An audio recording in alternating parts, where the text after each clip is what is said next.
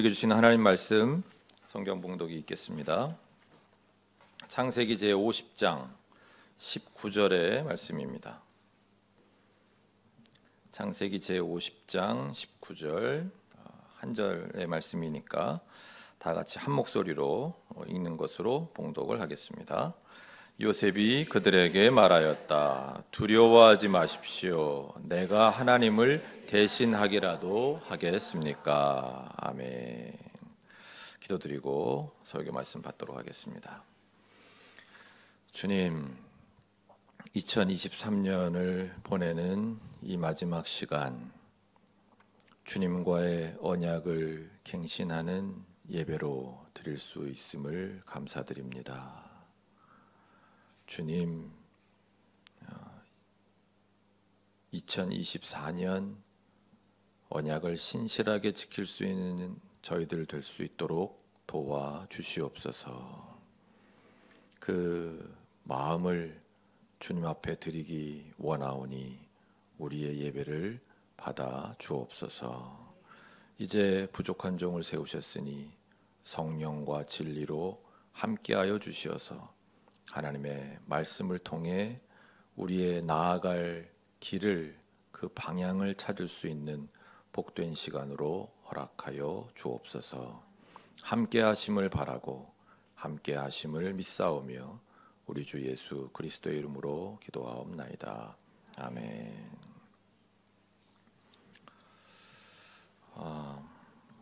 여러분은 못 느끼실지 모르겠지만 살짝 제 발음이 약간씩 꼬입니다. 네. 평상시에 제가 이 시간까지 깨어 있는 법이 없기 때문에 지금 그 시간을 많이 오버하다 보니까 좀 발음도 꼬이고 생각도 뭔가 이렇게 명료한 느낌이 잘 없는 지금 그런 상태라서 설교 말씀이 혹시 헛나가더라도 여러분이 알아서 잘 해석을 하실 수 해주시면 감사하겠습니다. 지난주였나 지지난주였나 굉장히 추웠던 어느 날 제 큰딸 슬기가 부추를 신어야 된다고, 근데 발이 잘 안 들어간다고 그 부츠의 뒷목을 잡아달라고 했습니다.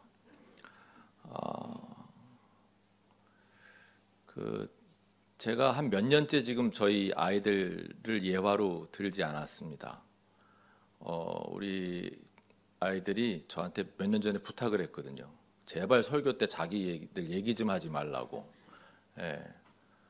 그래서 제가 안 하겠다고 하고 지금 그 뒤로 처음 하는 것 같은데 여러분들이 도와주셔야 됩니다.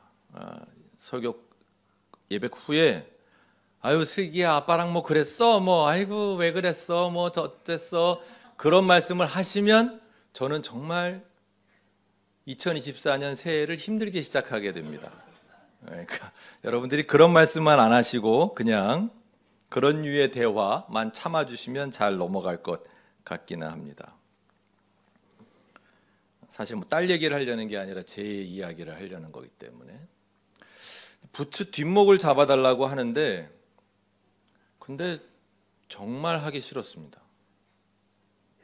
마음 같아서는 그냥 옆에 있던 구두 주걱을 휙 던져주고 싶었는데 그러면 또 딸이 얼마나 서운해하겠어요. 그래서 던지지는 않고 구두 주걱을 들고 가서 직접 대줬습니다. 이렇게 뒤에서 대줬는데 이 부츠가 그래도 잘 안 들어가더라고요, 발이.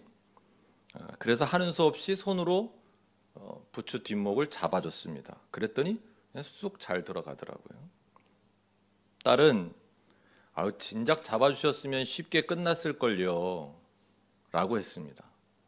근데 저는 그때 딸에게 근데 이런 건 종들이나 하는 거잖아. 난 진짜 하기 싫었어 라고 이야기했습니다. 그랬더니 우리 딸이 그거 너무 기준이 낮은 거 아닌가요? 라고 이야기를 하면서 놀랐던 그런 일화입니다.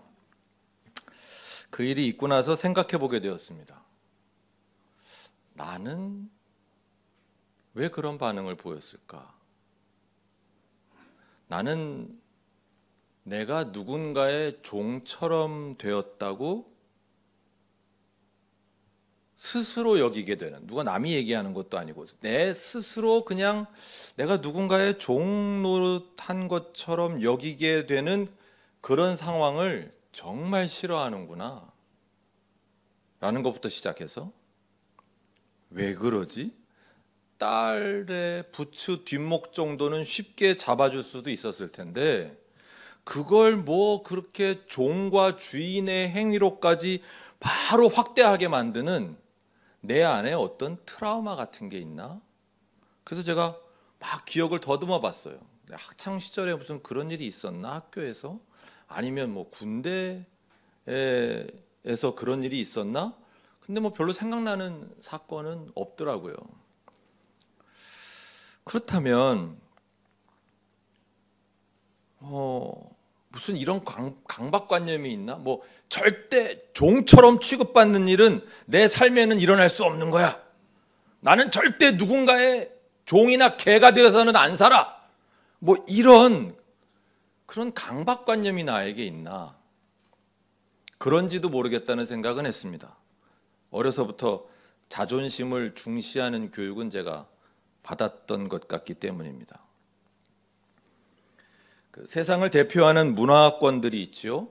뭐 유럽 쪽에 가면 그리스 로마 문화권, 또 우리 아시아에는 중국을 위시한 이 아시아 문화권, 또 뭐 히브리 문화권, 뭐 이런 여러 가지 문화권들이 있는데 각 문화권을 비교할 때 그 문화 비교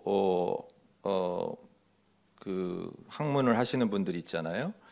그런 분들이 수치심의 문화와 죄의식의 문화로 문화를 이렇게 나누는 그런 이야기 아마 여러분들 어디선가 뭐 읽어보신 적도 있고 뭐 들어보신 적도 있을 수 있습니다. 그 유명한 그 국화 칼 뭐 이런 책들에도 좀 나오는 얘기인데요. 그러니까 이런 거죠. 극동아시아 쪽하고 그다음에 그리스 문화 쪽은 이 시각을 중시하는 문화로 분류가 됩니다. 그래서 그쪽 지역은 특별히 아름다운 건축물들, 그다음에 뭐 도자기를 비롯한 아주 아름다운 미술품들이 굉장히 많죠. 그런데 이 시각을 중시하는 문화권의 사람들은 죄의 문제와 관련해서도 시각을 중시하는 거예요. 그래서 그 사람들에게 중요한 건 수치심이라고 그럽니다. 남들이 나를 어떻게 보는가, 그 시각, 그 보는 시각이 내가 수치스러웠냐 아니냐. 그러니까 이거는 다른 말로 하면 체면을 중시하는 이제 그런 문화가 형성되어 있다라고 이야기들을 합니다. 반면에 히브리 문화는, 우리 구약 성경이 쓰인 이 히브리 문화는 청각을 중시하는 문화라는 거예요. 여기서 중요한 건 하나님의 음성을 들었느냐 안 들었느냐가 중요하다는 거죠. 그러니까 죄의 문제에 대해서도 듣고 행하지 않았다면 죄의식이 생기게 되는데, 그 죄의식은 남들이 나를 어떻게 보느냐와 상관이 없다는 거예요. 남들이 나를 어떻게 보든지 죄의식은 사라지지 않아요. 청각을 중시하는 문화에서는 죄의식은 어떨 때 사라지느냐? 내가 들은 대로 행해야 사라지는 거예요. 그래서 청각을 중시하는 문화는 죄의식의 문화라고 표현하고, 시각을 중시하는 문화는 수치심의 문화라고 표현을 하는데, 그러니까 수치심의 문화에서는 죄를 지으면 어떻게 돼요? 숨어요. 남들이 없는 곳으로 가요. 왜? 시각이 중요하니까. 누구 눈에 안 띄는 게 중요한 거예요. 누가 나를 보지 못하도록, 보이지만 않으면, 걸리지만 않으면 그게 나를 지킨다라고 생각하는 문화였다는 거죠. 반면에 듣는 것이 중요한 죄의식의 문화는 숨어도 소용이 없다는 거예요. 왜? 안 보인다고 죄의식이 없어지는 게 아니라 아까 말씀드린 것처럼 안 보여도 들리기 때문에 듣는 대로 행해야 죄의 문제가 해결된다고 생각했다는 거죠. 그래서 어느 유대교 랍비의 글을 보니까 아담과 하와가 죄를 짓고 나서 숨잖아요. 이건 수치심의 문화권 이야기라는 거예요. 그걸 문화권의 이야기로 풀어가시더라고요, 이분은. 그러니까 소용이 없다는 거죠. 숨어도. 왜? 하나님의 음성은 들리거든요. 하나님 뭐라 그러세요? 네가 숨었느냐? 라는 말씀까지 들리는 거예요. 그게 히브리 문화라는 거죠. 죄의식은 숨는다고 해결이 안 된다. 들은 대로 행해야만 죄의식은 없어지는 것이다. 라는 게 그게 히브리 문화권 그리고 하나님 말씀을 듣는 그리스도인의 삶의 모습이어야 된다는 거죠. 그걸 읽고 제가 그날 사건을 다시 생각해 봤어요. 저는 그날 수치심을 느꼈던 걸까? 우리 문화권은 시각이 중요한 문화권이니까. 내가 누군가의 신발을 그가 신고 있는 채로 만진다는 그 행위, 이걸 누가 보면 나를 어떻게 생각할까라는 그 체면과 위신을 먼저 생각했던 건가? 그랬는지도 모르겠다는 생각이 들더라고요. 그래서 자존감은 낮아지고 자존심은 높은 모자란 모습, 찌질한 모습을 드러냈구나. 그러니까 더 속상하고 더 자존심은 낮아지고 자존심이 망가지는. 여러분도 2023년 올 한 해를 지나시는 동안 이런 비슷한 일 겪으신 적이 있으시죠? 우리의 자존심에 금가는 그런 일들 말입니다. 오늘 이제 2023년 한 해가 다 지나가기 전에 우리의 이런 부끄러운 모습 다 털어놓고 2024년을 맞자는 의미로 제가 먼저 털어놓은 겁니다. 우리 어른들이요, 눈이 잘 안 보이시면 바로 병원에 가십니다. 그리고 수술을 하는 것도 당연하게 생각하세요. 백내장 수술, 녹내장 수술 마다하는 분들 저 거의 못 봤습니다. 그런데 귀가 잘 들리지 않는 데에는 별로 민감해하지 않으세요. 보청기가 오히려 불편하다고 잘 사용을 안 하려고 하는 분들이 다수지요. 잘 들리지 않는 것에는 크게 불편을 느끼지 않으시는 것 같아요. 왜 그럴까요? 말씀드렸던 것처럼 우리 사회 사람들은 보는 것 또는 보이는 것에 민감하게 반응해요. 상대적으로 듣는 것, 특히 남의 말을 잘 듣고자 하는 데에는 소홀합니다. 별로 듣고 싶어 하지 않아요.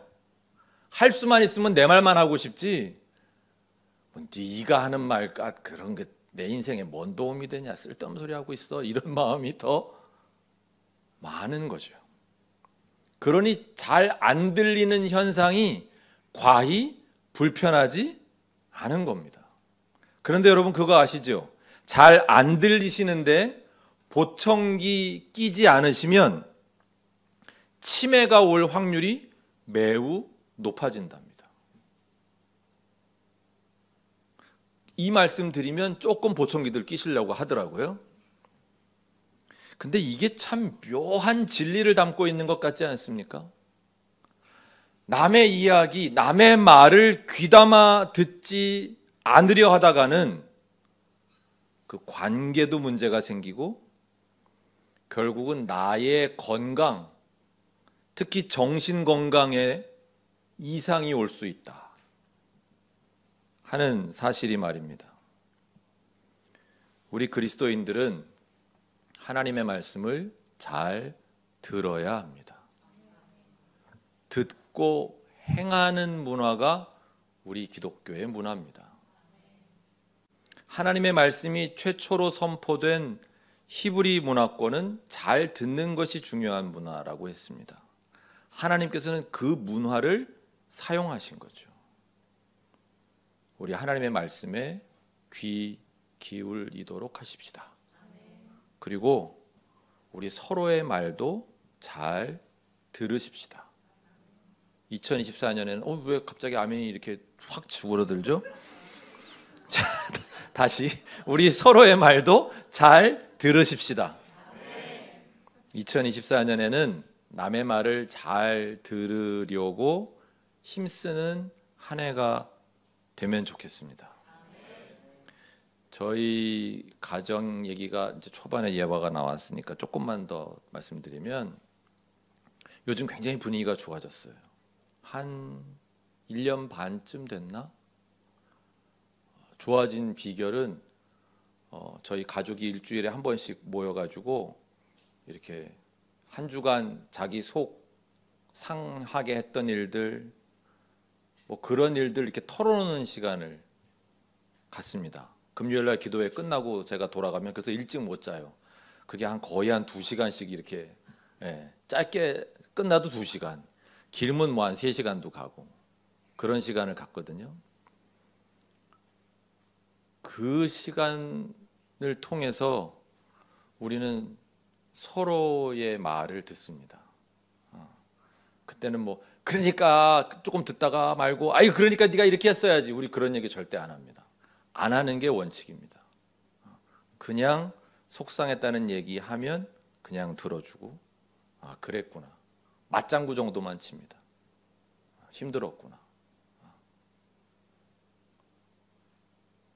그 시간이 저와 저희 자녀들, 저희 부부와 우리 자녀들의 관계를 훨씬 더 좋게 만들어주고 있는 것 같습니다. 처음에는 아이들이 안 하겠다 그랬거든요, 그거. 근데 이제 몇 번 해보니까 엄마 아빠가 뭐라고 안 하거든. 그리고 자기들도 뭔가 털어놓고 나니까 속도 좀 시원해지는 것 같고, 굳이 감출 필요 없는 얘기였는데, 그러니까 이렇게 오늘 마침 우리 자녀들 여기 많이 와 있는데,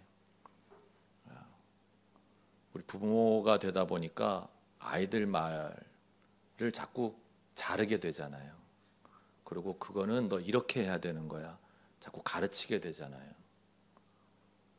소용도 없는데, 알면서도 그냥 한번 잘 들어봐 주시려고 애쓰시는 2024년이 되시면 좋은 관계라도 만들 수 있지 않을까? 제가 그냥 올해 2023년 끝나는 시간이니까 그냥 이런 얘기 저런 얘기 이렇게 두서없이 좀 드려도 괜찮죠? 오늘 설교 제목은 조급함은 부자도 못되게 한다 라고 제가 정했습니다. 우리 문화의 특징으로 조급함을 또 들지 않습니까? 뭐든지 빨리빨리 내놔야 되고 빨리빨리 해내야 되고요. 안 그러면 속이 답답한 사람들입니다. 그런데 부자들이 하는 강연을 들어보잖아요. 요즘 유튜브에 그런 거 많잖아요. 제가 들어보니까 부자들이 공통적으로 하는 얘기가 있더라고요. 투자하는 거, 무슨 사업하는 거 절대 조급해서는 안 된다 그러더라고요. 한국 사람들이 그 빨리빨리 빠른 성과, 가시적인 성과 내려고 막 서두르다가, 빨리 부자가 되려고 서두르다가 공든탑 한순간에 무너뜨린다는 거죠. 빨리 부자가 되는 길은 없대요. 그거 조심하라는 이야기를 공통적으로 하는 걸 제가 들었거든요. 그 이야기가 생각나서 설교 제목을 이렇게 정한 겁니다. 조급하면 부자도 되지 못하는데, 우리 신앙인들에게는 부자 되는 것보다 더 중요한 게 많지 않습니까? 부자가 되는 것보다 더 중요하고 부자가 되는 것보다 더 어려운 일들 우리에게 당면과제로 주어져 있잖아요.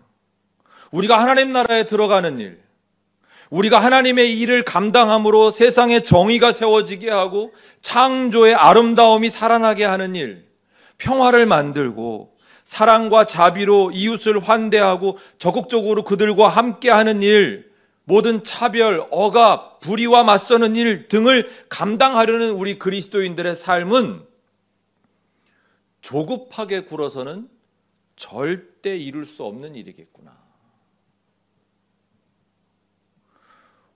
우리는 하나님의 일도, 하나님과의 관계도 막 서둘러요. 오늘 당장 하나님이 응답하시지 않으면 아주 관계를 끝낼 것처럼 서둘러, 조급해. 오늘 아침 본문 중에 누가복음 본문에 여러분 어떤 분이 소개가 되어 있었나요? 누가복음 본문 2장 36절 이하에 안나라고 하는 여예언자가 있었다라고 소개를 했습니다. 그분이 어떤 삶을 살았다고 성경이 증언했나요? 37절을 보시면 7회를 남편과 함께 살고 과부가 되었다 그랬어요. 그러니까 그 옛날에 아주 일찍 결혼했을 텐데 7회 살고 과부가 됐으면 뭐 심하면 10대 후반 아니면 20대 초반의 나이부터 과부가 돼서 몇 살이 되도록 84살이 되도록 성전을 떠나지 않고 밤낮으로 금식과 기도로 하나님을 섬겨왔다고 그랬어요. 그분이 그런 오랜 세월의 기도의 수련이 있었기에 그 아기 예수님을 보고 이분이 특별한 분이다. 이분이 하나님이 보낸 분이다. 이분이 그리스도이시다. 라는 걸 알아볼 수 있는 거 아니었겠습니까? 이런 하나님의 일이 어디 하루 이틀 반짝 기도한다고, 내가 왕년에 기도 좀 했다고, 내가 옛날에 어디 기도원 가가지고 은혜 좀 받았다고, 여러분 이런 경지에 이를 수 없습니다. 절대 불가능해요. 지난번에 우리 웃으면서 그런 얘기 했었죠. 제 군대 시절 저희 군목 얘기하면서 은혜 받고 몇 달이나 가냐, 뭐 길게 가면 석 달 간다 그랬는데 제가 보니까 한 달밖에 안 가더라, 뭐 이런 얘기 했었잖아요. 그런 거예요. 그러니까 조급하면 부자도 되지 못하는데, 하물며 내 삶의 더 중요한 가치들, 하물며 하나님의 일이야 말해 무엇하겠는가. 절대 조급해하지 말고 하나님 앞에서 이거 느긋하게. 여러분 사과도요, 사과나무 심으면 3년 동안은 열매가 없대요. 열려도 그건 먹으면 안 된대. 4년은 기다려야 제대로 된 사과가 열리기 시작한대요. 사과나무도 그러는데 우리의 인생이, 우리의 신앙의 여정이 조급하게 서둘러서 뭐가 되겠냐고요. 뭐 아무것도 안 되죠. 섣부른 거나 따먹고 떫은 맛이나 보는 거죠. 또한 탐욕은 우상숭배라고 골로새 3장 5절에서 말씀하셨죠. 조급함은 나의 탐욕 때문에 생기는 경우가 많습니다. 제가 이 탐욕은 우상숭배, 이 말씀을 요즘 계속 외웁니다. 그리고 뭔가 어딘가에 이렇게 약간 꽂혀서 뭔가를 막 이렇게 막 하고 싶고, 막 뭔가 조급한 마음이 들고, 뭔가 이게 내가 욕심 아닌가 싶을 때마다 떠올립니다.